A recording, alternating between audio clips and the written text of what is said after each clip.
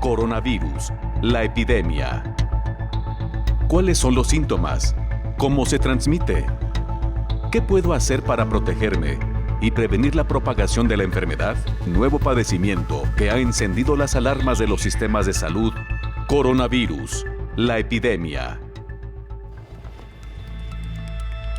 ¿Qué tal? ¿Cómo están? Muy buenos días. Bienvenidos a Coronavirus, la epidemia, este programa especial que se realiza bajo la producción de la Universidad de Guadalajara. Lo invitamos a que nos sintonice en la próxima hora para que conozca los detalles de lo que está ocurriendo con esta epidemia y los diversos casos que se están dando alrededor de todo el mundo. Por supuesto, agradecemos que nos acompañe toda la zona metropolitana de Guadalajara a través del canal 44.1, en Zapotlán el Grande, en Puerto Vallarta y en Lagos de Moreno. También a los que nos sintonizan vía internet en www.udgtv.com, en Facebook a través de Canal 44 TV. Muchas gracias también a la gente que nos sintoniza en todas las estaciones a través de la red Radio Universidad de Guadalajara, a través de sus 10 estaciones en Jalisco, que llegan, por supuesto, a todo el occidente de México. Agradecemos también a quien nos sintoniza a través de los canales de televisión de cable, como Easy TV, Axtel TV, Total Play, a través del canal 44 y en el 144 de Megacable. Por supuesto, a las emisoras y las televisoras de México que se han enlazado ya a esta transmisión, por supuesto a la señal nacional de Canal 22, a la televisión de TV4 de Guanajuato, a la Corporación Oaxaqueña de Radio y Televisión, al Instituto Colimense de Radio y Televisión, al Instituto de Morelense de Radio y Televisión, a la Universidad Juárez de Tabasco, a la Universidad Autónoma de Aguascalientes, al CISAR, al Sistema Zacatecano de Radio y Televisión, a la Universidad San Martín de Porres, esto ya en Perú, también al Canal TRO, quien es la televisión regional de Oriente en Colombia, la Universidad Nacional de Mar de Plata en Argentina, la Universidad San Carlos en Guatemala y ahora también el Canal Universitario Zoom de Colombia y el CINAR en Costa Rica. Muchas gracias por acompañarnos en esta próxima hora. Nos vamos directamente hasta Ginebra, donde está nuestro corresponsal, el corresponsal también de la agencia EFE, Antonio Broto, para que nos dé los detalles de lo que está ocurriendo en la Organización Mundial de la Salud. ¿Qué tal, Antonio? ¿Cómo estás? Hola, ¿qué tal? Buenos días, Omar. Buenos días a todo el auditorio de Canal 44. Bueno, aquí en Ginebra pues continúa la contabilidad de nuevos casos de coronavirus en todo el mundo y según las últimas cifras hay ya 109.578 contagiados, de los que 3.994 corresponden a las últimas 24 horas, aunque bueno, estas cifras quedan anticuadas con rapidez, como ya sabéis. En China, que desde mediados de enero y hasta hace algunos días era el centro de la epidemia, los nuevos casos de contagio detectados siguen bajando y en las últimas horas se reportaron solo 19, además de 17 muertes. El total de casos en ese país se acerca a los 81.000, que es aún cerca del 80% de todos los del planeta. Pero bueno, ahora el foco está fuera de China. Por ejemplo, en Corea del Sur e Italia, que superan cada uno los 7.000 casos y que se encuentran en diferente situación, porque mientras en Corea del Sur el número de nuevos contagios va en descenso, solo se registró un nuevo deceso el lunes. En cambio, en Italia se han reportado 132 en solo 24 horas. En Irán, el cuarto país con más contagiados, se han contabilizado 6.566 casos y 194 muertes, de las que 49 se informaron en el último día. Y en el seno de la OMS se sigue debatiendo si considerar el coronavirus causante de COVID-19 una pandemia. Y aunque la organización parece que no hará ningún anuncio oficial en este sentido, el director general del organismo, Tedros Adhanom Ghebreyesus, afirmó en su última rueda de prensa el lunes que la amenaza de que haya una pandemia se ha vuelto muy real después de que en el fin de semana se superara la barrera de los 100.000 casos y el centenar de países afectados. Tedros intentó, sin embargo, calmar los ánimos, señalando que de convertirse en una pandemia podría ser la primera en la historia que la humanidad sea capaz de controlar. Conviene recordar que la OMS declaró su última pandemia global en 2009 con la gripe A y ya ha advertido que no habría una hipotética declaración oficial con el COVID-19 actual porque ya ha dejado de usar ese término en su sistema de valoración de epidemias, aunque la palabra pandemia podría utilizarse de forma coloquial si importantes focos de contagio se declaran en los 5 continentes. En palabras del director ejecutivo de la OMS para emergencias sanitarias, Mike Ryan, no les preocupa usar la palabra pandemia, pero sí la reacción que pueda provocar, porque no quieren que esto implique considerar que la enfermedad se ha vuelto incontrolable. El debate también está ahora en qué tipo de medidas tienen que adoptar los países donde están aumentando rápidamente los casos, como Italia, pero también otras naciones de Europa, como España, Francia o Alemania, donde se están comenzando a suspender clases en lugares afectados, también partidos de fútbol oficiales y otros eventos públicos. Así incluso se está pidiendo a los ciudadanos que reduzcan sus actividades sociales. En este sentido, el director de la OMS no quiso dar recomendaciones específicas, argumentando que cada país debe dictarlas en función de su situación y sus necesidades, aunque señaló que el organismo que dirige está complacido con las agresivas medidas tomadas, por ejemplo, en Italia, que desde hoy ha declarado a todo el país en situación de aislamiento y también ha expresado su deseo de que su efectividad se pruebe en el país transalpino en los próximos días. Y esto es lo que reportamos desde Ginebra para vuestro programa. Gracias, Antonio. Nada más una pregunta. ¿Hay representación de los países dentro de la Organización Mundial de la Salud en este comité de emergencia? ¿Se han mostrado preocupación, sobre todo, como bien lo dices, Italia y España, que han tomado ya medidas restrictivas de aislamiento social, como la suspensión de clases? ¿Se ha comentado sobre esto en Ginebra? Bueno, sí, es el debate.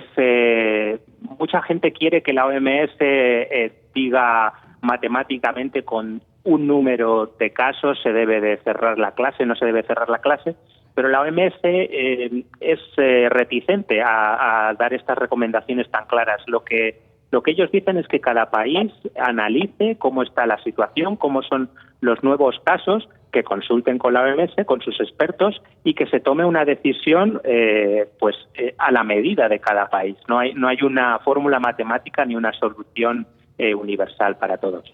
Perfecto, pues seguiremos preguntándote sobre cómo se desarrolla este proceso. Vamos a ver si la Organización Mundial de la Salud declara o no pandemia el coronavirus. Muchas gracias, Antonio. A vosotros, buenos días. Bueno, nosotros regresamos al estudio, aquí a los estudios de Canal 44, la Universidad de Guadalajara, y damos la bienvenida al doctor Héctor Raúl Pérez Gómez, quien es un infectólogo, y también hoy nos acompaña el doctor Raúl Vargas López, quien es pediatra, ambos profesores de la Universidad de Guadalajara y miembros de los hospitales civiles de Guadalajara. Muchas gracias por acompañarnos el día de hoy. Omar, gracias por esta invitación. Doctor Raúl, hoy, aprovechando que está con nosotros, quisiéramos preguntarle esto. Mire, de los 12 casos sospechosos de coronavirus en México, 2 corresponden a menores de edad. Se trata de una niña de 2 años de la Ciudad de México, considerado como un caso sospechoso al tener contacto con probable portador de coronavirus-19. El otro es un niño menor de 1 año de edad del Estado de México que está clasificado como una persona que viajó a China. ¿Qué está pasando con los niños? Los niños estamos viendo si se están contagiando, ¿no? Pero no son las personas que están muriendo. ¿Cómo podemos interpretar esto? Bueno, el nivel de contagio de los niños es mucho menor que en los otros grupos de edad. Uno esperaría, porque siempre se han definido como grupos de vulnerabilidad los extremos de las edades, es decir, los adultos de mayores, de más de 60, de más de 70 años y desde luego los niños en todas sus etapas. Pero cuando tú me invitas a hacer una reflexión de por qué no se han puesto más graves los niños, hay muchas hipótesis que hablan en este sentido. Uno es que son menos los niños que se han confirmado con esta infección viral, y otro es que no tiene nada de especial los mecanismos de resistencia que los niños tienen frente a este grupo de infecciones. Otra hipótesis es que son tan recientes el esquema de vacunación que se ha cumplido particularmente en este grupo etario, en la infancia, que algo tiene que ver con la resistencia, pero Omar, quiero decir aquí que son puras hipótesis de No hay nada concreto de qué es lo que el niño tiene para resistir de mejor manera a la enfermedad. No se ha complicado ningún niño, no se registra ninguna defunción, cuando menos lo que se conoce. En China los datos que nos han compartido no están agrupados por grupos de edad. Lo que sucede en Irán también, que es otro país que se ve afectado por esta infección. No conocemos cómo está distribuida por grupos de edad esta infección. Lo de Italia pues realmente nos tiene sorprendidos a todos, la manera tan rápida que está avanzando esto, y lo de Madrid pues también es un asunto que estamos en espera de cómo están distribuidos los casos confirmados en quienes tienen esta infección. Doctor Héctor Raúl, lo que también estamos viendo es que mientras en China parece que está llegando a una meseta de los casos en una gráfica, hay países, Italia, España, que ha sido un crecimiento exponencial, sobre todo en algunas ciudades, pero aquí en América Latina empezamos ya a ver algunos casos mucho más llamativos: Perú, Ecuador, Argentina, Chile. ¿Qué es lo que está pasando? ¿Cuándo podemos ver qué pasaría si esto pasa en México? Pues, ¿no? Se veía venir de esa manera, Omar. Efectivamente, las predicciones estadísticas y de la dinámica de una epidemia de esta naturaleza sugerían que el epicentro iba a llegar a tener una meseta. No se podría definir en qué momento, pero la estamos viendo a 3 meses de distancia de haber iniciado la epidemia en Wuhan y Hubei, que son el centro, el origen, el epicentro de la enfermedad. A partir de la emigración de la enfermedad hacia otras regiones y países, lo que se estima es que ocurrirán nuevos epicentros, y un ejemplo muy claro es Italia. Es lamentable lo que está ocurriendo, los sorprendió y los ha rebasado en cuanto al sistema de salud. Ya más de 6,000 casos y 400 fallecimientos, un poco más. Es impresionante. Y observemos cómo algunos países han tenido casos de COVID-19 ahora importados de Italia más que de China, como el caso de México. Los 12 casos sospechosos que tenemos actualmente activos hasta ayer en la noche, varios son de Italia. Efectivamente, y la mayor parte de los casos confirmados de México provienen de Italia. En México parece no haber todavía una transmisión autóctona, como no la hay igual aparentemente en países de Latinoamérica. Pero en Estados Unidos, por ejemplo, ya la transmisión local ha sido prácticamente un hecho en la mayor parte de estados que han padecido la enfermedad, sobre todo Washington, Nueva York y Los Ángeles. Entonces, este fenómeno que comentas, Omar, se veía venir. Ahora la enfermedad va a ser una enfermedad de epidemias comunitarias, posiblemente locales, regionales, y por ese motivo estoy muy de acuerdo en el comentario que hacía Antonio, corresponsal en Ginebra en la Organización Mundial de la Salud, en que esta es una enfermedad ahora de escenarios para cada país, para cada región, para cada localidad. Va a ser muy diferente las medidas que se tomen en Italia con respecto a las medidas que se tomen en otros países, dependiendo de la evolución que va tomando esta epidemia en cada región. Si quiere, volviendo al corte, hablamos de estos escenarios. ¿Qué pasaría, por ejemplo, si la Organización Mundial de la Salud declara pandemia? ¿Cuáles son las consecuencias? Y aprovechando que hoy tenemos a un pediatra, pues los invitamos también a que nos hagan sus preguntas al 33 22 42 06 90 a través del WhatsApp para que puedan ser respondidas por el doctor Raúl Vargas. Nosotros vamos a una pausa y continuamos aquí en este programa especial del coronavirus.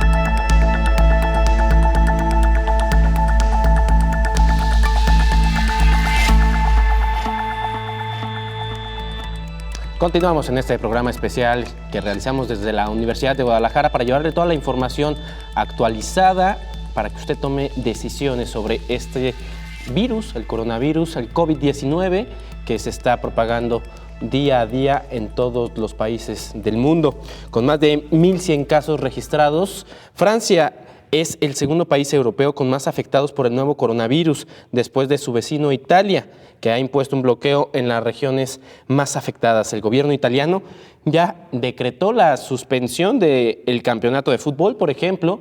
La Calcio se va a suspender 2 semanas. Además, advierten infectólogos mexicanos que pacientes con enfermedades crónicas pueden agravarse con el COVID-19. Esta es la nota. Infectólogos de México se reúnen para analizar y actualizar sobre los virus existentes. La emergencia del COVID-19 ha hecho que infectólogos del país estén en alerta ante una posible gravedad en pacientes con problemas infecciosos respiratorios como el asma y la enfermedad obstructiva crónica. Pero no solo esos pacientes podrían estar en riesgo, sino también quienes sufren enfermedades crónico-degenerativas y autoinmunes como lupus, reumatismo, diabetes, hipertensión, VIH y cáncer, entre otros. El delegado de México para la Sociedad Latinoamericana de Infectología Pediátrica, Antonio Luébanos Velázquez, advierte: cualquier enfermedad, si yo tengo un factor que me condicione una mala respuesta inmune o un factor de riesgo, por supuesto que estos síntomas se pueden agravar y avanzar más rápido. ¿Cuáles preocupan? Pues los pacientes que tienen enfermedades crónico-degenerativas, diabetes, hipertensión y alguna condición como la obesidad mórbida importante. Esto es para todas las enfermedades, hay alerta al respecto. Recuerda el especialista que la tercera causa de muerte en los niños y adultos mayores son la influenza y las neumonías, por lo que no hay que bajar la guardia en las medidas de prevención, como lo son el adecuado lavado de manos o, en su caso, uso de gel con alcohol al 70%, no acudir a lugares con hacinamiento de personas y, si se está enfermo, no automedicarse y acudir a su médico, informó Rocío López Fonseca. Continuamos con esta charla que tenemos con los doctores Héctor Raúl Pérez Gómez, quien es infectólogo, y también con el doctor Raúl Vargas López, quien es pediatra de la Universidad de Guadalajara. Ambos, quisiera preguntarles ya de lleno si podemos ya llamarla una pandemia y qué consecuencias tendría eso. Yo creo que las autoridades de la Organización Mundial de la Salud se están resistiendo a no llamar esto como pandemia. Particularmente por los efectos económicos que esto pudiera traer. Sin embargo, esa administración de la obligada declaración de pandemia ya tiene, pues sin tenerla ya tiene efectos, ¿no? El día de hoy nos amanecemos con que se cayó la bolsa en Wall Street, que el peso en particular en México ya anda cerca de los 23 pesos, el conflicto del petróleo ubica en una situación económica al mundo y en particular a nuestro país en una situación desventajosa. Pero la pregunta concreta, Omar, ¿es pandemia o no lo es? Yo creo que sí es pandemia. Más de 100 países tienen casos ya comprobados de COVID-19. En algunos casos, en algunos países lo que está sucediendo es realmente preocupante lo que pasa en Italia, lo que pasa en Madrid, lo que pasa en algunas regiones del país vasco, en Irán, que conocemos y tenemos poca información de los grupos etarios afectados por COVID-19, de tal suerte que esto en términos prácticos es una pandemia. Creo que el no declararlo en esos términos me parece me parece que está administrando la Organización Mundial de la Salud esta declaración por los efectos que pudiera tener. Doctor, ¿y cuáles serían estos efectos o posibles consecuencias de declarar la pandemia? Mira, Omar, ya de suyo, esta epidemia internacional, de la cual yo también estoy de acuerdo, hay elementos para declararse como pandemia. ¿Cuáles podrían ser estos elementos? Por ejemplo, el número de países afectados, como ya lo ha comentado el doctor Vargas, más de 100 en este momento de todos los continentes y de todas las regiones que integran la Organización Mundial de la Salud. Ese es un primer elemento. Un segundo elemento es que en un alto porcentaje de ellos ya no son solo casos importados de los epicentros, digamos, de esta enfermedad, sino ya son casos de transmisión local o casos secundarios en la región. El otro elemento es cuando un nuevo fenómeno epidemiológico, sobre todo infeccioso, está siendo provocado por un nuevo agente infeccioso que pone en riesgo la capacidad de los sistemas de salud para una respuesta. Ese también es un elemento para la declaratoria. Y por otro lado, el impacto económico que puede representar un fenómeno de esta naturaleza es otro aspecto para esa consideración. ¿Cuáles efectos para fines prácticos ya se han estado viviendo desde prácticamente inicios de enero? Empresas, voy a citar solo una. Apple declaró haber perdido en los primeros 2 meses de epidemia alrededor de $40,000 millones por 2 motivos. Primero, porque en su cadena de producción algunos insumos se producen en China, dejaron de producirse. Pero segundo, porque China es el país mayor consumidor de productos Apple, de toda su gama. $40,000 millones, solo una empresa. Número 2, se estima que el turismo mundial ha perdido alrededor de $10,000 millones. Número 3, lo que era una predicción de crecimiento del 6% de su Producto Interno Bruto, China, para el año 2020, ha caído al 4%, es decir, 2 puntos porcentuales, y eso para un país como China es una catástrofe económica. Pero para los países que tienen de alguna manera dependencia o correlación en sus cadenas productivas con China, la caída en esa proyección de incremento en el Producto Interno Bruto, como por ejemplo para el propio caso de los Estados Unidos, ha sido del 1.5% ya a este momento. Lo demás que hemos escuchado en los últimos días o visto en los últimos días de la caída del peso frente al dólar, que está de forma conjunta con el fenómeno de la caída en el precio del petróleo en Medio Oriente, particularmente provocado por Arabia Saudita y su conflicto con Rusia. Bueno, todos esos fenómenos, pero sobre todo lo relativo al COVID, ha sido ya una catástrofe económica para el mundo. Entonces creo que ese es uno de los principales motivos. El propio director de la Organización Mundial de la Salud, Tedros Adhanom, ha dicho que existen elementos para la consideración de pandemia y que no descartemos que lo van a declarar así.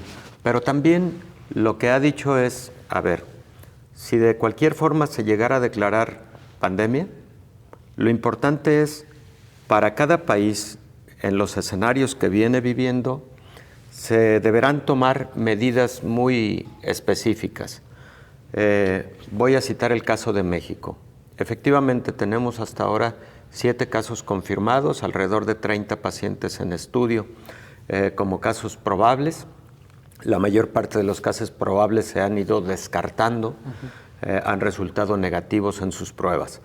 México, en este momento, para el caso de México, las medidas son medidas de protección individual, particularmente, todas las que hemos dicho, de que si estás enfermo, cubras tus vías respiratorias, de que procures evitar tener contacto con otros integrantes de la familia o de la comunidad, lavado frecuente de las manos, identificar síntomas tempranamente para acudir o para hablar a la autoridad sanitaria para recibir atención, todas esas medidas. Pero, por ejemplo, para el caso de México, no existe una indicación por el escenario que se está viviendo como para que se adopten medidas de aislamiento social, como el caso de Italia, como el caso de España, como el caso de Francia, en donde ahí sí fue obligado incluso el cierre estricto de las fronteras, por ejemplo, de la región de Lombardía en Italia, ¿no? Perfecto. Doctor, si me permite, vamos a una pausa y nosotros continuamos con esta información, sobre todo porque quiero hacerles preguntas que tienen que ver con América Latina. Este programa se está viendo en Perú, en Colombia, en Argentina, en Guatemala y en Costa Rica. Quisiera saber si las medidas que están tomando los gobiernos subnacionales, cuáles tendrían que ser puntualmente para tratar de prevenir estos contagios. Muy bien, nosotros continuamos con la información después de esta pausa.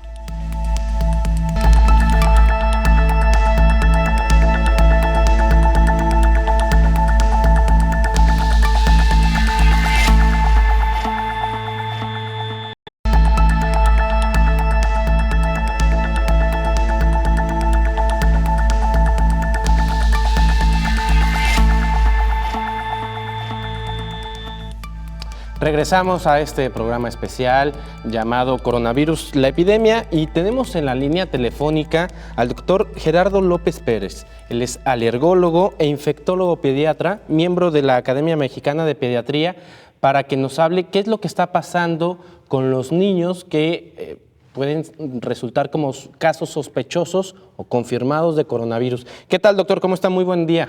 Hola, ¿qué tal, Omar? Buenos días, a sus órdenes. A ver, platíquenos, ¿qué es lo que está pasando con los niños que no se están enfermando tanto y si se enferman no están ocasionándoles tantos problemas el coronavirus como a las personas mayores? ¿A qué se debe esto? Mire, realmente esto es un comportamiento que muchos de los virus respiratorios llegan a tener. De hecho, lo que se observa en la gran mayoría de los virus que afectan a las vías respiratorias es de que se complican principalmente en pacientes susceptibles. Y los pacientes que tienen susceptibilidad están fundamentalmente basados por la edad, principalmente los mayores de 60, 70 años, los pacientes que tienen algún tipo de cardiopatía, o sea, alguna enfermedad del corazón, que es casi implícito al problema de tipo de la edad, de problemas de tipo respiratorio crónico, como son bronquitis crónica, lo que se conoce como enfermedad pulmonar obstructiva crónica, o aquellos que tienen algún tipo de alergia respiratoria muy no controlada, o aquellos que llegan a tener alguna alteración inmunológica. En el caso de los adultos mayores, pues estos reúnen casi todos estos datos, o son cardiópatas por hipertensión o por cardiopatía isquémica, o tienen un problema de tipo pulmonar crónico porque fueron fumadores habitualmente, o porque tienen algún tipo de alteración inmunológica, que esto es esperado a esa edad, se llama inmunosenescencia, es decir, ya la senectud hace que la inmunidad disminuya y por lo tanto sean susceptibles, no a este virus, a todos los tipos de infección que puedan ocurrir. Por eso es muy importante que el adulto mayor tenga un cierto control específico en cuanto a su protección de tipo general. Pero en el caso que está ocurriendo, pues entonces ustedes pueden observar en las tablas que se reportan, pues del análisis poblacional de los enfermos, que son principalmente los graves y los que han fallecido relacionados a este grupo etario. Ahora, ¿por qué los niños y los jóvenes no tanto? Bueno, al parecer en este grupo poblacional estudiado no reportan algunos de los datos de los pacientes que han fallecido. Los niños habitualmente pues tienen una mejor respuesta inmunológica. El virus, para que tenga una agresión al organismo, necesita desde luego tener una forma de adherirse a las mucosas y penetrar. Entonces, un tejido que está, poco inflamado, es un tejido que tiene de alguna manera una protección. Esto ocurre en los niños. En el adulto, habitualmente este tejido está inflamado y permite la entrada de cualquier agente infeccioso, entre ellos los virus. Entonces, los niños pues habitualmente no tienen este daño. Sin embargo, se reportan algunos pacientes fallecidos en este grupo etario. Yo no he encontrado las características clínicas de estos niños o jóvenes que hayan fallecido. Seguramente, y esto estoy adelantándome, estoy especulando, deben de tener alguna alteración inmunológica o alguna enfermedad de base.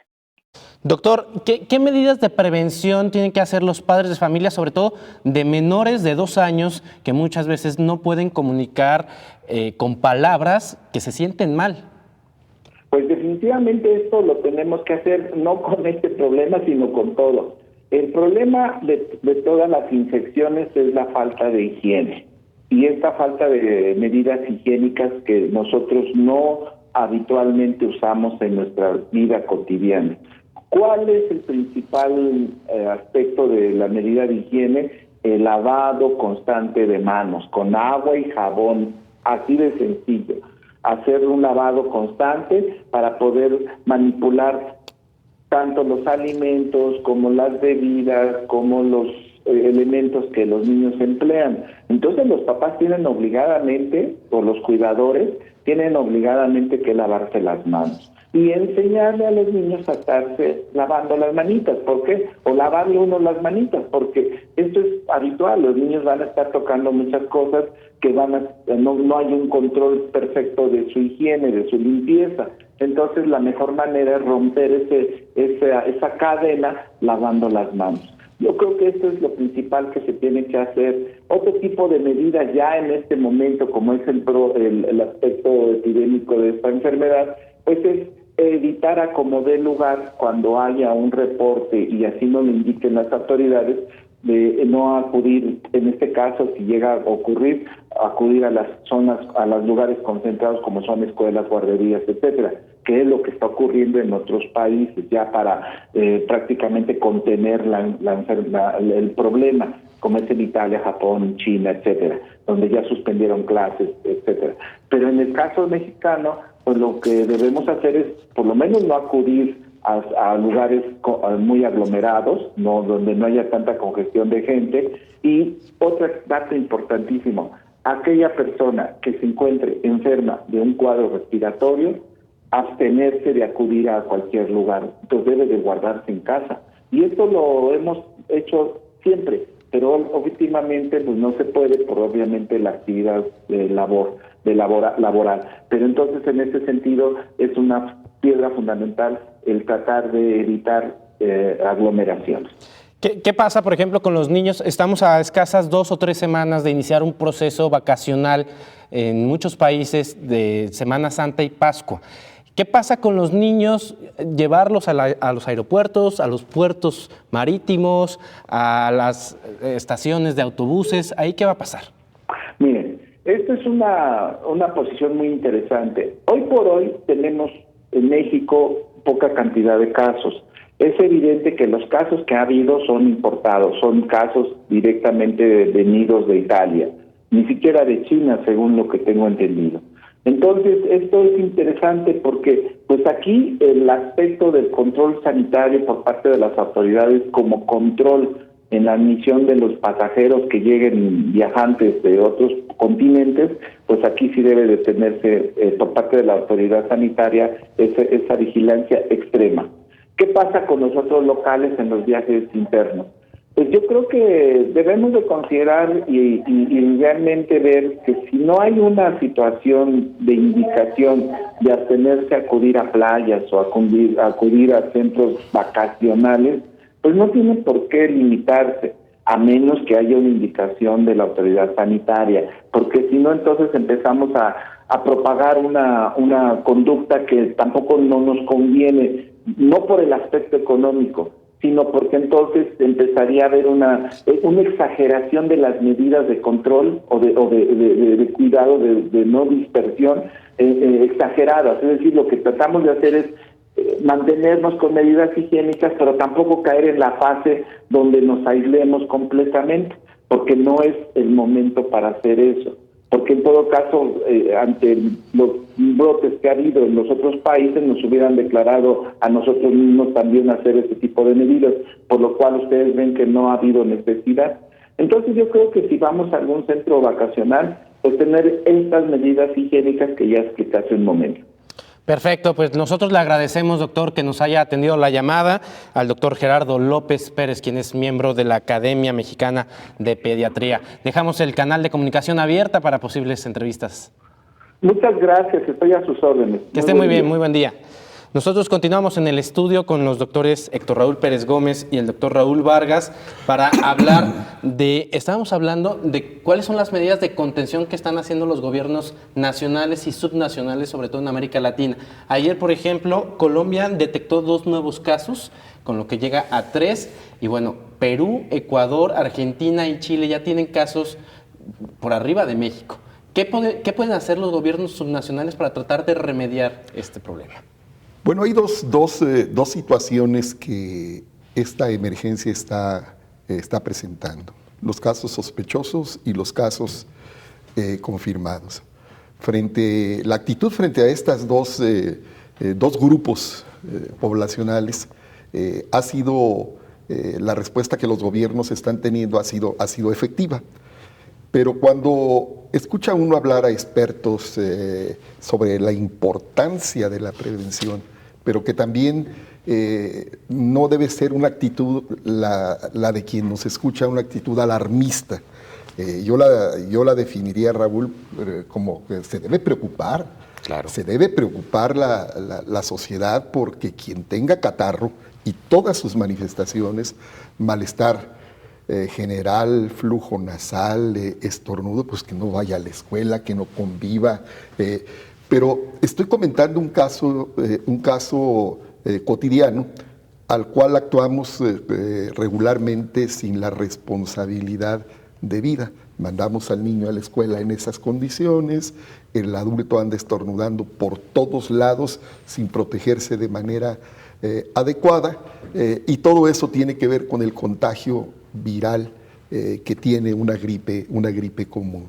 Hay que insistir que el COVID-19 se extiende con mayor rapidez que cualquier otro virus que hemos tenido. Y eso, por favor, debemos entenderlo. Y empecé por esta inicial reflexión para ver qué hacen los países, ¿no? Pues los países hacen los gobiernos de los países, les toca promover la prevención a partir de todos los rasgos que aquí se han dicho, el aspecto individual, como decía el doctor Raúl Pérez, es decir, el aspecto individual donde está centrado en cuidarse, lavarse las manos con una insistencia fundamental, porque con ello vamos al saludo que no se puede a veces, se pudiera evitar si yo particularmente estoy contagiado.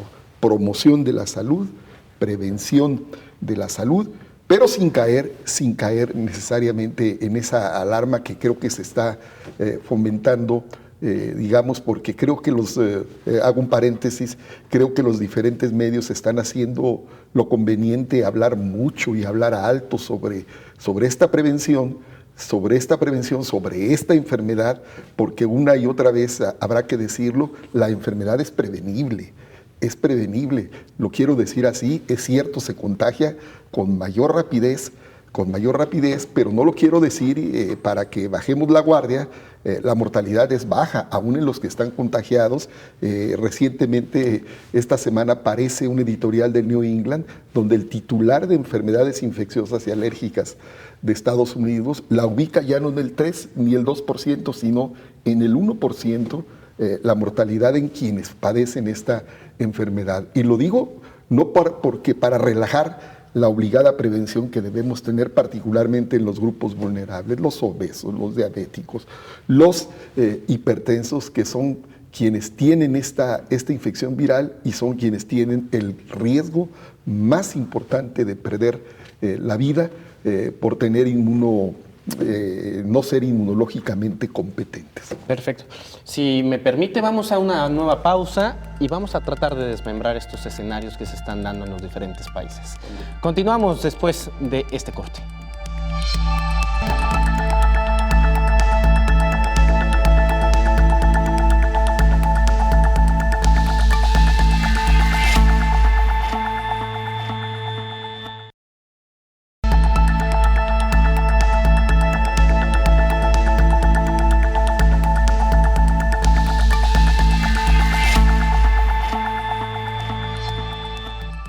Muchas gracias por continuar con nosotros. Le informo que decenas de pasajeros en cuarentena en el barco crucero Azara en Luxor, al sur de Egipto, fueron evacuados. 45 personas que contrajeron el virus. Mientras tanto, ya le comentamos al principio de este programa, el jefe de la Organización Mundial de la Salud ha declarado que la amenaza de pandemia es muy real para que se declare el coronavirus como tal. Bueno, vamos con esta nota, y es que en China están utilizando la tecnología al extremo para tratar de detectar y combatir el coronavirus. China ha recurrido a la tecnología como nunca antes se había visto para frenar el brote de coronavirus. Desde hace ya 2 meses, muchos ciudadanos del país asiático viven, trabajan y hacen sus compras de forma casi virtual, mientras las autoridades vigilan sus movimientos a través de los datos que quedan almacenados en los códigos QR, que indican si una persona corre el peligro de contraer el virus o si necesita cuarentena. Asimismo, las autoridades también están empleando los macrodatos provenientes del transporte público, de operadoras telefónicas o incluso de las farmacias. En diversas ciudades es ya obligatorio enseñar un código verde para poder utilizar servicios como el metro o para entrar en algunos supermercados, mientras que en algunos barrios y complejos residenciales hay puntos de control en los que las autoridades los revisan. China ha puesto en circulación automóviles equipados con sistemas de medición de temperatura infrarroja, que pueden reconocer con precisión las caras de las personas y medir temperaturas desde 2 metros de distancia. Y no solo coches, también se están empleando en la lucha contra el virus varios tipos de robots que hacen de asistente en los hospitales, impresoras 3D y hasta drones que fumigan desde el aire para reducir el riesgo de infecciones. Sin embargo, el uso de Big Data ha causado cierta inquietud entre los internautas chinos, preocupados por su privacidad, pese a una nueva regulación publicada a principios de febrero por la Administración del Ciberespacio de China, que reclama una mayor protección de datos de los ciudadanos. Pues ahí tenemos esta información de los más de 110,000 casos que se tienen registrados por la Organización Mundial de la Salud. Más del 85% están en China, por eso estas medidas quizá al extremo. Platicamos en la pausa de qué es lo que le pasó a la humanidad del 2008 para acá, porque en 2008 ya vivimos un proceso de crisis humanitaria en sentido de salud y fue el proceso de la influenza H1N1. En ese momento muchas personas utilizamos el gel, nos tapábamos de alguna manera, pero parece que nos fuimos relajando, ¿no? Pues mira, Omar, en ocasiones la humanidad somos de altibajos en términos de la disciplina que se debe guardar para la prevención de muchas enfermedades. 2009 fue un año crítico por influenza H1N1 y fue la última pandemia hasta ahora declarada por la Organización Mundial de la Salud. Esa pandemia llevó a la mayor parte de países a el extremo de implementar las llamadas medidas de mitigación. Hay medidas de contención y hay medidas de mitigación. La que acabamos de ver en la cápsula reciente de China son medidas de mitigación. Evidentemente el escenario de China ameritaba todo esto y lo que se conoce como el aislamiento social extremo, en el que, volviendo al tema de los niños, a 45 millones de niños en China, inmediatamente se les confinó a permanecer estrictamente en el hogar. Incluso ya hay algunas publicaciones de el impacto psicológico de la confinación de los niños en el hogar, y que van a terminar el ciclo escolar, por cierto, por vía remota, por vía electrónica. Se está identificando eso. Bueno, vuelvo. Esas fueron medidas de mitigación. Las medidas de contención son las que se viven precisamente cuando una epidemia está creciendo, pero que sabemos que con esas medidas podemos controlar dicho crecimiento. El caso de países de América Latina, por ejemplo, el caso de México, es un momento en el que las estrategias están predominantemente orientadas a la buena información, a que las personas cumplamos con lo que tenemos que hacer en lo individual y en nuestra colectividad inmediata para evitar esos brotes que luego de manera conjunta hacen una epidemia.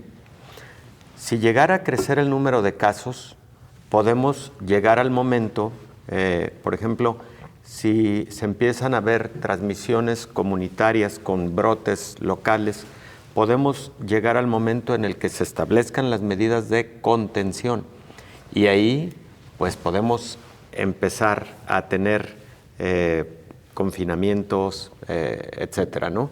Y bueno, en un caso extremo, las medidas de mitigación. Yo celebro por el momento el que en México las cosas parezcan estar en buen nivel de contención. Ya tenemos alrededor de 5 días con solo 7 casos. Siguen siendo negativos la mayor parte de casos sospechosos, pero vuelvo al tema de la disciplina, que no porque veamos un aparente control estemos bajando la guardia en ningún momento. Al contrario, lo que se hablaba de aeropuertos, puertos marítimos, etcétera, seguir manteniendo una estricta vigilancia. Personas con síntomas, ¿de dónde viene? Inmediatamente cuarentena en caso de que provengan de países en donde existe alto impacto de la enfermedad, y está establecido por la Organización Mundial de la Salud. China, Corea del Sur, Irán, Italia, Francia, Japón, Singapur, y espero que no se me vaya alguno de ellos. Doctor, para pasarle la palabra al doctor Raúl Vargas, España supera el millar de infectados por el coronavirus con 28 fallecidos, pero ya se reportan largas colas y desabasto en algunos supermercados de Madrid. Esto lo digo porque usted ha mencionado no dar un discurso de alarma. Usted, como estudioso de las epidemias y de las pandemias, ¿en qué momento de la historia estamos viviendo para decir esto es una crisis o no es una crisis? Sí es una crisis, habrá que reconocerlo desde esa perspectiva, pero cuando mencionaba hace un momento la mortalidad de aquel que se ha infectado y que se mueve entre el 1 y 2%, desde luego el testimonio es del titular de enfermedades infecciosas y alérgicas de Estados Unidos, que así lo dice en un editorial de la revista New England. Por un lado tenemos mortalidad baja en quien está infectado, pero por otro lado tenemos que esta enfermedad, como ninguna otra, se contagia muy rápidamente. Y eso pone en perspectiva la obligación individual de tener todas las medidas higiénicas que el asunto reclama, que el asunto exige. Por eso algunos entendidos del tema insisten que cuando esto se estabilice y terminemos hablando de él porque acaba de pasar, tengamos una nueva cultura para la salud, porque lo decía un infectólogo que entrevistaron hace un momento, la obesidad y el sobrepeso es un grave riesgo para que la enfermedad sea mortal en pacientes en esta condición, y resulta que después de Estados Unidos, en el mundo somos el país con mayor sobrepeso y con mayor obesidad. ¿Cómo llegamos a eso? Es motivo de otra de otro programa, pero cuando me invitas a que haga una reflexión, es de alarma esta situación, es de preocupación. Yo matizaría un poco porque me parece que lo que se hace de comunicar, de insistir sobre esas medidas individuales, se tiene que seguir haciendo con un énfasis en el cual veamos resultados, porque los médicos decimos, cuando hablas de esto, lo que esperas es que lo que dice el gobierno federal, lo que dice el gobierno del estado, lo que dicen los expertos, es que las medidas que se recomiendan tengan el efecto individual sobre aquel que tiene la obligación de cuidarse. Por eso no entendemos nosotros esta situación como una responsabilidad del gobierno, no, de la colectividad en su conjunto, que debe estar atenta a aquel conjunto de recomendaciones que se le hacen. Por último, para terminar esta charla y el programa también, ¿cuáles podrían ser las recomendaciones, en este caso, para el cuidado de los niños? A usted te lo preguntaría para finalizar. Bueno, todo niño con un problema, le llamo coloquialmente catarral, porque así lo podrán entender mejor, flujo nasal, malestar general, estornudo, pues no debe ir a la escuela, no debe quedarse en su casa y se debe consultar al pediatra que normalmente atiende a ese niño para que lo trate, para que lo atienda. Porque algo que no hemos dicho a lo largo de esta mañana es que entre el contacto y el desarrollo de la enfermedad pasan de 11 a 12 días para que ésta se manifieste, ¿no? Por ello esa medida no de confinamiento, pero sí de serenidad y de atender al niño aquel con ese tipo de manifestaciones. Porque si China está teniendo éxito en la contención de la enfermedad, pues son por lo que algunos llaman medidas draconianas, pero ahora sí no tuvieron otra, porque se les estaba viniendo encima el problema de salud, como fuimos testigos, y todo lo que se dice que hicieron, ahí están los resultados. Es decir, se han reportado 40, las últimas horas, apenas ya 40 defunciones contra las más de 3,000 que se tuvieron los últimos días. Doctores, yo les agradezco mucho que nos hayan acompañado el día de hoy. Le agradezco también el favor de su atención a las 15 estaciones y canales de televisión de 5 países que se han enlazado a esta señal. Yo soy Omar García, mañana estará aquí Belén Zapata. Muchísimas gracias.